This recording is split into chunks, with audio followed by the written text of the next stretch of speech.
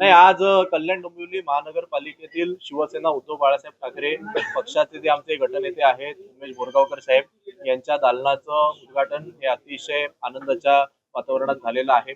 कल्याण डोंबिवली महानगरपालिकेची निवडणूक ही कशी झाली हे केवळ इकडच्या जनतेला नाही तर संपूर्ण महाराष्ट्राला माहिती आहे. एका बाजूला धनशक्ती विरुद्ध जनशक्ती. जनशक्ती ही आमच्या बाजूला होती. अनेक उमेदवारांवर दबाव टाकण्यात आला होता ही निवडणूक बिनविरोध करण्याकरता. अनेक पैशांची आमिष देण्यात आली होती. या सगळ्या आमिषांना झुगारून आमचे उमेदवार हे अतिशय उत्तम पद्धतीने त्यांनी लढत दिली. आमचे उमेदवार जेवढे विजयी झाले त्याही पेक्षा मोठा आकडा त्या उमेदवारांचा आहे त्यांचा अतिशय कमी फरकाने निसटता पराभव झालेला आहे. आणि त्यामुळे आता ही सगळी टीम घेऊन इथे यापुढे कल्याण डोंबिवली महानगरपालिकेमध्ये आमचं काम हे सुरू राहील. आज हे ज्या दालनाचं उद्घाटन झालेलं आहे या दालनाच्या माध्यमातून कल्याण डोंबिवलीतील जे सर्वसामान्य नागरिक आहेत यांच्या छोट्या मोठ्या सगळ्या प्रश्नांना शिवसैनिक इकडचे आमचे सगळे नगरसेवक हे वाचा फोडतील अशी मला पूर्ण आशा आहे, अपेक्षा आहे. मधुर मात्रेबद्दल आपलं काय म्हणणं? मला असं वाटतं की माझं म्हणणं काय आहे याही पेक्षा ज्या जनतेने त्यांना शिवसेना उद्धव बाळासाहेब ठाकरे या पक्षामुळे त्यांना मतदान केलं, ज्यांनी मशालीवर मतदान केलं, ज्यांनी एक कमी वयाचा तरुण उमेदवार म्हणून त्यांना मतदान केलं, ज्यांनी ठाकरे बंधूंवर प्रेम म्हणून त्यांना मतदान केलं, त्या जनतेचं माझी आपल्याला विनंती आहे की आपण त्यांच्या जाऊन प्रतिक्रिया घ्या. जेव्हा जनता तुम्हाला तुमच्यावर विश्वास ठेवते आणि विश्वास ठेवून तुम्हाला निवडून देते त्यानंतर जेव्हा तुम्ही बेईमानी करता तेव्हा तुम्ही त्या जनतेसमोर कसे फिरता हे मला वाटतं तुम्ही त्याचे व्हिडिओ बनवून पसरवले पाहिजे. मला असं वाटतं की आजचा दिवस हा त्या सगळ्यापेक्षा फार महत्वाचा आहे.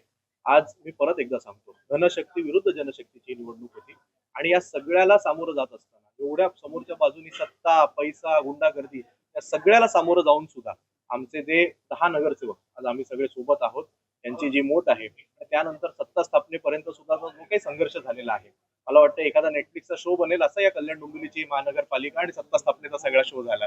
त्याला सगळे आमचे एकत्र राहिले.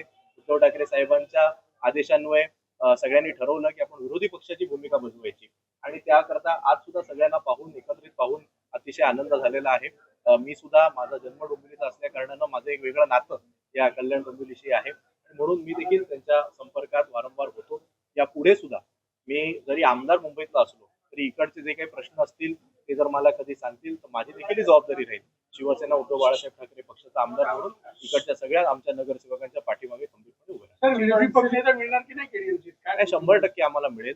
त्याचं खरं म्हणजे माझी अशी अपेक्षा होती की आपण जर हे पाहिलं की सध्या भाजप आणि शिंदे गट यांचंच कल्याण डोंबिवली महानगरपालिकेमध्ये कागदावर युती असली तरी आपापसात जमत नाही हे आता खुलं झालेलं आहे. त्यामुळे मग त्याचं समित्यांचं वाटप असेल, सभापती करताच लागलेला सगळी दिरंगाई असेल आणि म्हणून आमची अपेक्षा होती की लवकरात लवकर अजेंड्यावर हा विषय घेण्यात यावा. आज सकाळीच इकडे येण्याच्या पूर्वी शिवसेना पक्षप्रमुख उद्धव ठाकरे साहेब यांनी आमच्या काही लोकांची बैठक घेतलेली आणि या संदर्भात सगळी सविस्तर चर्चा झालेली आहे आणि आता आम्ही येत्या काही दिवसांमध्ये आमच्या वतीने जे नाव आहे ते आम्ही पक्षप्रमुखांच्या आदेशान्वये ते जाहीर करू. माझी अशी अपेक्षा आहे, निवडणुका झालेल्या आहेत, विरोधी पक्षनेता हा महानगरपालिकेच्या कामकाजाकरता एक अतिशय महत्वाचं असलेलं पद आहे. त्यामुळे एकदा आम्ही ते नाव जाहीर केल्यानंतर लवकरात लवकर त्याची घोषणा होईल अशी माझी अपेक्षा आहे. थँक्यू.